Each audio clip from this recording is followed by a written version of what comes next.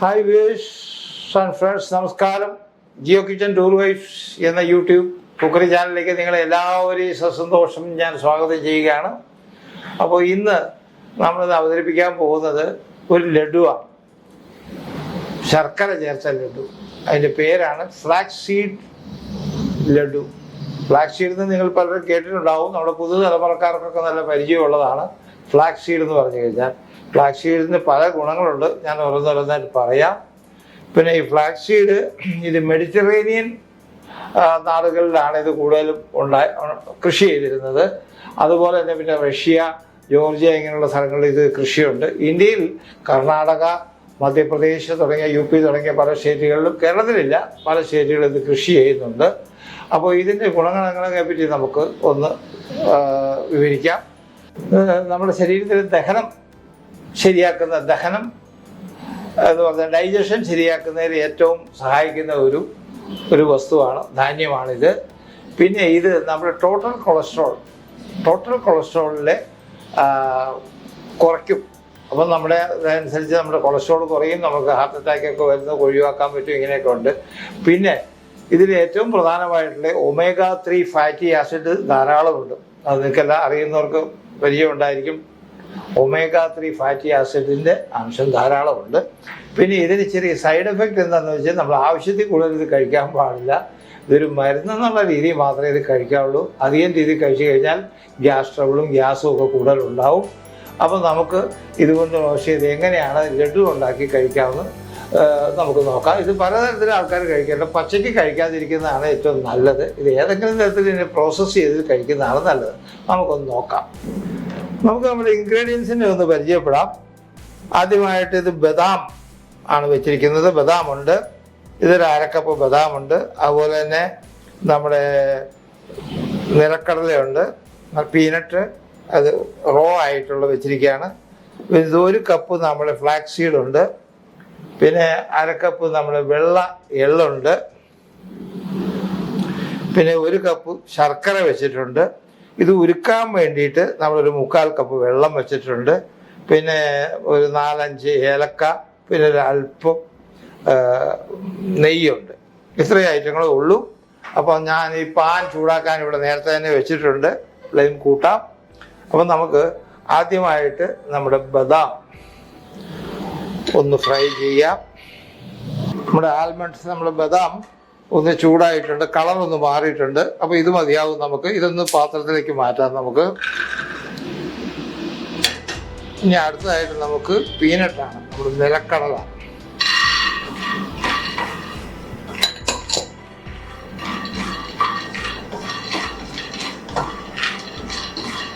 അതും ഒന്ന് ഫ്രൈ ചെയ്തെടുക്കാം.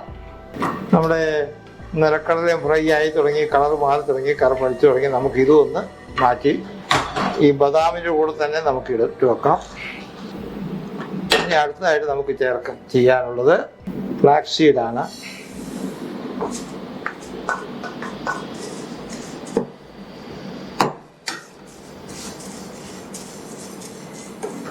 ഇത് ചൂടായി വരുമ്പോൾ നമുക്ക് ഇതിനെ സ്പ്ലട്ടർ ചെയ്യും എന്ന് പറഞ്ഞു കഴിഞ്ഞാൽ പോപ്പപ്പ് ആവും. കുറച്ച് പൊട്ടിത്തെറിച്ച് വരാൻ തുടങ്ങും. അപ്പോഴാണ് നമ്മളിത് വാങ്ങുക. അപ്പോൾ അതുവരെ നമുക്കത് വെയിറ്റ് ചെയ്യാം. നമ്മളെ പോപ്പപ്പ് ചെയ്ത് പൊട്ടാൻ തുടങ്ങിയിട്ടുണ്ട്. നമ്മൾ ഇളക്കിക്കൊണ്ടിരിക്കുകയാണ്. പൊട്ടി തുടങ്ങിയതിൻ്റെ അർത്ഥം ഫ്രൈ ആയി തുടങ്ങിയതാണ്. നമുക്ക് കുറച്ചുകൂടി ഒന്ന് പൊട്ടിക്കാം. പൊട്ടി ദേഹത്ത് ധരിക്കാതിരിക്കാൻ വേണ്ടി ഇടയ്ക്കിടയ്ക്ക് ഒന്ന് മൂടി വെച്ചതേ ഉള്ളൂ. ഇടയ്ക്ക് മൂടി എടുത്തിട്ട് നമുക്കൊന്ന് ഇളക്കി കൊടുക്കണം. ഇതിപ്പോഴും പൊട്ടിക്കൊണ്ടിരിക്കുകയാണ്. ഫ്ലാക്സ് സീഡ് ഇപ്പോഴും പൊട്ടുന്നുണ്ട്, എങ്കിലും ഇത് മതിയെന്ന് തോന്നുന്നു. ചിലപ്പോൾ കരിഞ്ഞു പോകാൻ ചാൻസ് ഉണ്ട്. അപ്പോൾ നമുക്കിത് മാറ്റാം ഒരു പാത്രത്തിലേക്ക്. ഇനി നമുക്ക് റോസ്റ്റ് ചെയ്യാനുള്ളത് നമ്മുടെ എള്ളാണ്. വൈറ്റ് സിസൈൻ, വെള്ള എള്ള്, അതാണ് നമുക്ക് ചെയ്യാനുള്ളത്.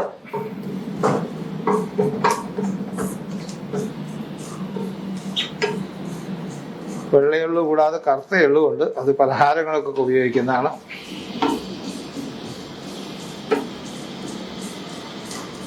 കൊറിയൻ കുക്കിങ്ങിൽ വളരെ വ്യാപകമായിട്ട് ഉപയോഗിക്കുന്ന ഒന്നാണ് വെള്ള എള്ള്, സിസൈം, വൈറ്റ് സിസൈം. പെട്ടെന്ന് ഇത് കരിഞ്ഞു പോകാൻ ചാൻസ് ഉണ്ട്. അതുകൊണ്ട് ചെറു തീയിൽ വെക്കുന്നതാണ് ഏറ്റവും സുരക്ഷിതം. ഇപ്പോൾ ഏകദേശം നമ്മുടെ കളർ മാറി ആയി തുടങ്ങിയിട്ടുണ്ട്. നമുക്കിനി ഒന്ന് സ്റ്റൗ ഓഫ് ചെയ്യാം. അപ്പോൾ നമ്മുടെ ബദാമും നിലക്കടലയും ഏകദേശം തണുത്തിട്ടുണ്ട്. നമുക്കിതൊന്ന് പൊടിച്ചെടുക്കാം. പൊടിക്കെന്ന് പറഞ്ഞാൽ കോഴ്സ്ലി ഗ്രൈൻഡഡ് എന്നാണ് പറയുക. നമ്മൾ തരിതരിപ്പായിട്ടേ പൊടിക്കാൻ പാടുള്ളൂ, വളരെയധികം പൊടിഞ്ഞു പോകരുത്. തരിതരിപ്പായിട്ട് പൊടിച്ച് മാറ്റി വെക്കുക.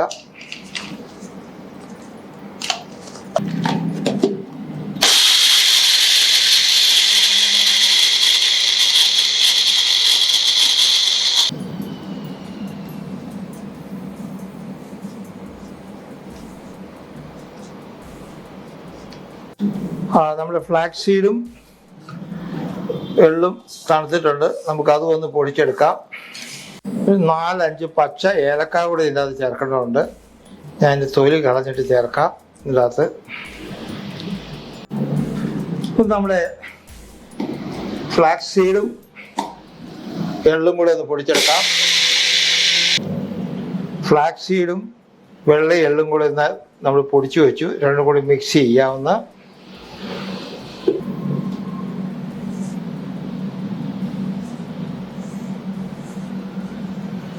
കൈകൊണ്ട് തന്നെ ഒന്ന് ഉടച്ച് ചേർക്കുന്നതാണ് നല്ലത്. എല്ലായിടത്തും ഇന്ന് ചേരുന്നതിന് വേണ്ടി കൈകൊണ്ട് തന്നെ ഒന്ന് ഉടച്ച് ചേർക്കുക കേട്ടോ. അല്ലെങ്കിൽ നമ്മൾ സ്പൂൺ കൊണ്ട് ചേർത്ത് കഴിഞ്ഞാൽ എല്ലായിടത്തും ഒരുപോലെ ആവുകയില്ല. അപ്പോൾ നമുക്ക് ഇനി അടുത്തത് നമുക്ക് കുറച്ച് ശർക്കരയുണ്ട്. ഈ ശർക്കര നമുക്കൊന്ന് ഉരുക്കിയെടുക്കാം. ഒരു നൂൽ പരുവത്തിലേക്കാണ് ഉരുക്കിയെടുക്കുക. ഇതൊരു കപ്പ് ശർക്കര, ചീകിയ ശർക്കര 1 കപ്പാണ് കേട്ടോ. ഇതിലേക്ക് നമ്മൾക്ക് ഒരു 3/4 കപ്പ് വെള്ളം, 3/4 കപ്പ് കുടലാവണ്ട, 3/4 കപ്പ് വെള്ളം കൂടെ ചേർത്തിട്ട് തിളപ്പിക്കുക.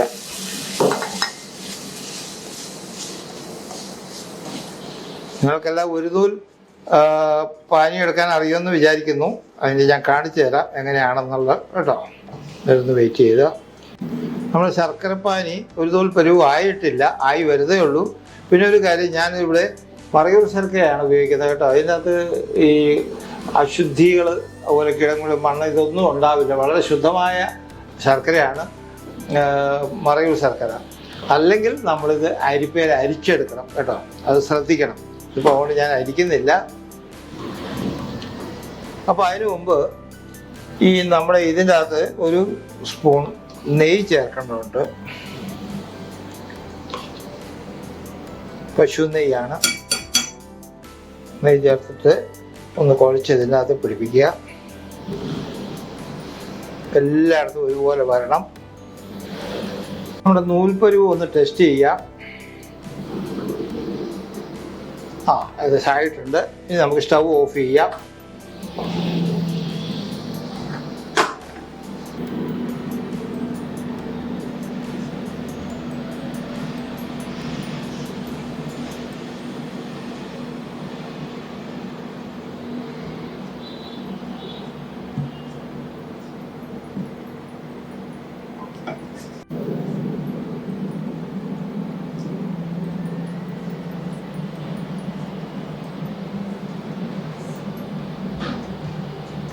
നന്നായിട്ട് മിക്സ് ചെയ്തിട്ടുണ്ട്.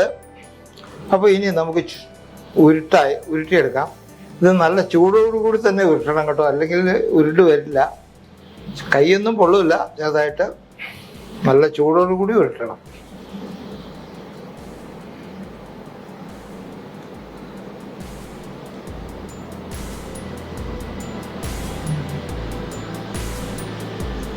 കൈവെള്ളം വെച്ച് ഉരുട്ടിയെടുക്കാം.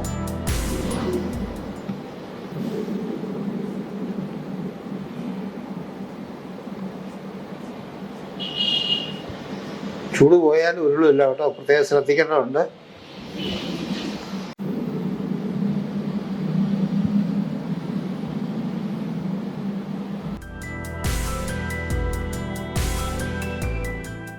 അപ്പോൾ നമ്മുടെ ഫ്ലാക്സ് സീഡ് ലഡു ഇവിടെ ഉണ്ടാക്കിയിരിക്കുകയാണ്, തീർന്നിരിക്കുകയാണ്.